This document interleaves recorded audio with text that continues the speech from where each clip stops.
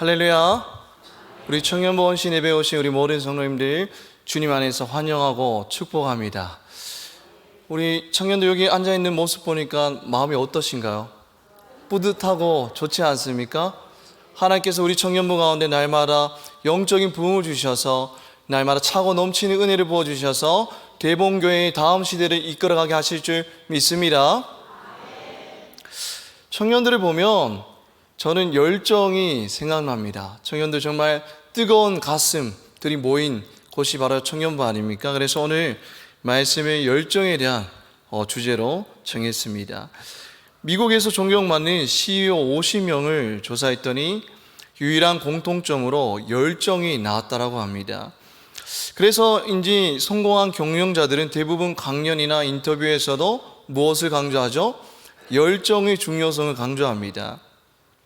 제너럴 일렉트릭을 인재사관학교로 불리게 만든 경영의 귀재 잭 웰치라는 사람은 성공의 자질을 4E와 1P로 평가했습니다. 근데 이 4E는 뭐냐면 에너지와 그리고 활기와 결단력과 실행력이고 1P가 무엇일까요?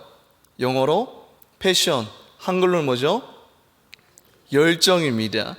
이 4E와 1P에서 가장 중요하게 여긴 것이 바로 이 열정이라고 합니다. 그리고 애플의 스티븐 잡스는 남들보다 앞서는 자신의 강점을 바로 열정이라고 그렇게 대답했습니다. 이처럼 열정은 우리를 움직이게 만드는 원동력이자 무언가를 이루는 힘인 것입니다. 그렇기 때문에 열정은 우리가 살아가는데 너무나 필요한 것입니다. 그러나 하나님을 믿는 우리는 모든 것을 하나님의 관점으로 보는 훈련이 필요합니다. 저 멀리서 밤에, 어두운 캄캄한 밤에 뜨겁게 타오르는 그 불빛이 어떻게 보면 우리에게는 도움이 되는 불빛일 수도 있지만 가까이서 보면 마을과 집을 태우고 있는 무서운 불일 수도 있습니다. 마찬가지로 우리들 눈에 보이는 뜨겁고 멋진 열정이 하나님의 눈으로 보기에는 그 영혼을 삼켜버리고 있는 잘못된 열정일 수도 있다는 것입니다.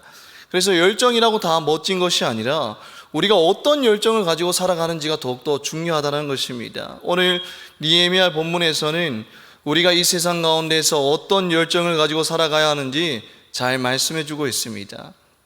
느헤미야가 페르시아 제국의 수도인 수상궁에 있을 때 친동생 하나니가 찾아옵니다. 그래서 하나니가 이런저런 이야기를 합니다.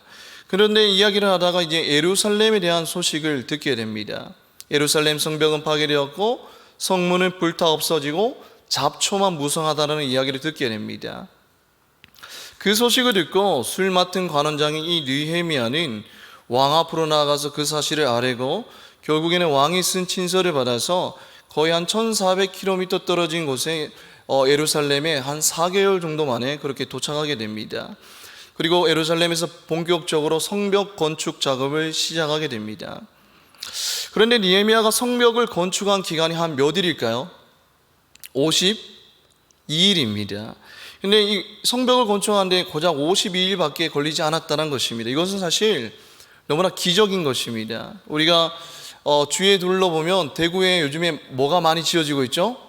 아파트가 많이 지어지고 있습니다. 근데 아파트를 짓는 데는 대략 최소한 2년 정도 걸리지 않습니까? 그런데 탄탄하고 높은 성벽을 52일 만에 완공한다는 것은 사실은 불가능한 일입니다. 느헤미야에게 강력한 동기와 열정이 없었다면 불가능한 일입니다. 그러면 그렇게 느헤미야가 단시일 내에 성벽을 건축한 그 열정은 도대체 어디서 왔냐는 것입니다. 12절에 보면, 오늘 본문 12절에 보면 내 하나님께서 내 마음에 주신 것을 이라고 고백하고 있습니다. 내 하나님께서 내 마음에 주신 것을 지역해 보면 나의 하나님이 나의 마음 안으로 넣어주신 무엇이 됩니다. 나의 하나님이 나의 마음으로 넣어주신 무엇입니다. 하나님께서 느헤미야의 마음 가운데 무엇을 넣어주셨기 때문에 그 성벽 건축을 힘있게 감당할 수 있었던 것입니다. 그러면 하나님께서 느헤미야의 마음 가운데 넣어주신 그것이 무엇일까요? 바로 하나님의 열정입니다. 성벽이 무너지고 성문이 불타버린 곳에 살아가는 그 하나님의 자녀 이스라엘 백성들을 포기하지 않으시는 열정의 하나님께서 느헤미야에게 열정을 부어주시고 그를 통해서 무너진 성벽을 다시 세워나가고 계신 것입니다.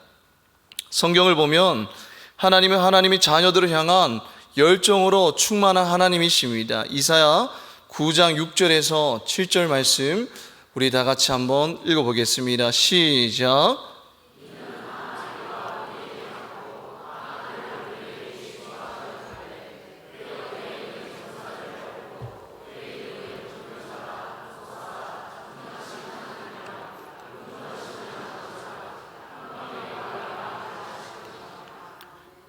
형사와 평강의 더함이 무궁하며 또 다윗의 위에 앉아서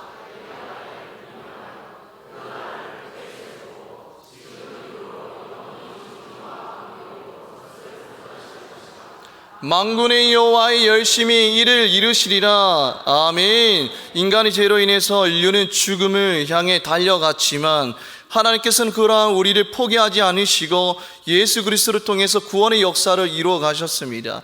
그런데 그 구원의 역사를 어떻게 이루어 가셨냐면 만군의 여호와의 열심히 이를 이루시리라 라고 말씀하고 있습니다. 우리를 향한, 죽어가는 우리를 향한 하나님의 열정이 죽어가는 우리를 구원하신 것입니다. 오늘 우리가 하나님의 백성이 되어서 이 자리에 앉아서 예배를 드릴 수 있는 것도 하나님의 열정이 이루신 결과인 줄 믿습니다. 그런 열정의 하나님은 우리 또한 하나님이 부어주시는 열정을 가지고 살아가길 원합니다. 전도서 12장 1절 말씀 한번 다 같이 읽겠습니다. 시작. 너는 청년의 때에 너의 창조주를 기억하라. 곧 공고한 날이 이르기 전에 나는 아무 낙이 없다고 할 해들이 가깝기 전에. 아멘. 청년의 때에 창조주 하나님이 주시는 열정을 가지고 살아가기를 원하신다라는 것입니다. 로마서 12장 11절에 보면 이렇게 말씀합니다. 부지런하여 게으르지 말고 무엇을 품고 주를 섬기라? 열심을 품고 주를 섬기라라고 말씀하고 있습니다. 근데 여기서 열심은 제가 원어를 보니까 성령 안에서 끌어올라라는 뜻이 담겨져 있습니다. 어디 안에서 끌어올라? 성령 안에서 끌어올라라는 뜻이 담겨져 있습니다. 인간적인 욕심에서 비롯된 열정이 아니라 성령 안에서 뜨겁게 끌어오르는 열정을 가지고 주를 섬기고 하나님 나라를 세워나가야 된다는 것입니다. 이처럼 하나님은 열정의 하나님이시고 우리를 생각할 때에 너무나 열정이 들끓는 하나님이시고 또 우리에게 뜨거운 열정을 부어주심으로 하나님의 역사를 이루어 나가십니다. 그런데 하나님은 왜 그 많은 사람들 중에 느헤미야에게, 그 많은 사람들 중에 느헤미야에게 그 성벽 건축에 대한 열정을 부어주셨을까요? 바로 12절에 그 답이 나옵니다. 12절에 보면 내 하나님께서 라고 느헤미야가 고백하고 있습니다. 그냥 하나님이 아니라 어떤 하나님이요? 내 하나님입니다. 느헤미야는 내 하나님이라는 표현을 느헤미야서에서 무려 9번이나 사용했습니다. 우리가 보통 별로 안 친한 친구에게는 그냥 아는 친구다라고 하지만 친한 친구에게는 다른 사람에게 소개할 때 뭐라고 하죠? 내 친구라고 그렇게 표현을 씁니다. 마찬가지로 느헤미야가 이러한 표현을 썼던 것은 내 하나님이라고 한 표현은 뭐냐면 느헤미야가 평소에 하나님과 얼마나 친밀한 관계인지를 잘 보여주고 있다라는 것입니다. 그리고 또 느헤미야가 자신의 동생을 통해서 예루살렘의 이야기를 들었을 때 그 느헤미야의 반응은 어땠을까요? 느헤미야 1장 4절에 보면 이렇게 말하고 있습니다. 내가 이 말을 듣고 앉아서 울고 수일 동안 슬퍼하며 하늘의 하나님 앞에 금식하며 기도하여 라고 말씀하고 있습니다. 그러니까 느헤미야는 어떠한 행동을 하기 전에 먼저 하나님 앞에 나아갔다라는 것입니다. 이 문제를 놓고 예루살렘의 문제를 놓고 4개월 동안 꾸준히 금식하며 기도하였다라는 것입니다. 그가 기도하는 그 모습은 느헤미야서 전체에 계속해서 등장합니다. 위기 상황에서 그 사람의 행동을 보면 그 사람의 본심을 알 수 있다라는 그런 말이 있습니다. 위기 상황에서 금식하며 기도하는 그 느헤미야의 행동을 통해서 우리가 알 수 있는 것은 무엇이죠? 그는 늘 평소에 하나님과의 관계 안에 거하였다라는 사실입니다. 그냥 1년에 한 번 열리는 수련회 때만 하나님과의 관계 안에 거한 것이 아니라 그는 늘 평소에 하나님과 동행하며 하나님과의 관계 안에 거하였다라는 사실입니다. 하나님은 사람의 무엇을 보시는 하나님이시죠? 사람의 마음과 중심을 보시는 하나님이신 줄 믿습니다. 그 하나님, 늘 하나님을 향해 있는 그 느헤미야의 마음을 보시고 그에게 성벽 건축을 향한 열정을 하나님께서 부어주신 것입니다. 이 느헤미야에게 주어진 그 열정은 사실 어느 날 하루아침에 하늘에서 뚝 떨어진 것이 아니라 평소 하나님과의 관계 안에서 비롯된 열정인 것입니다. 빌립보서 4장 10절에 보면 이렇게 말씀합니다. 우리 다 같이 한번 읽어볼까요? 시작. 내게 크게 기뻐함은 너희가 나를 생각하는 것이 이제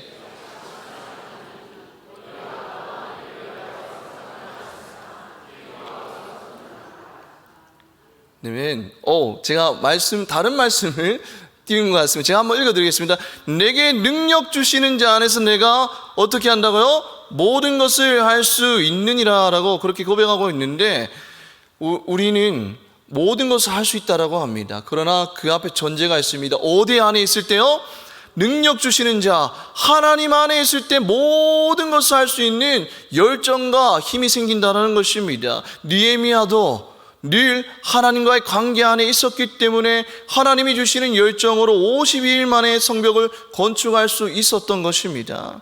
하나님은 오늘도 말씀과 기도로 하나님과의 관계 안에 거하는 자에게 하나님이 뜨거운 열정을 부어주시고 하나님 나라를 세워나가게 하실 줄 믿습니다.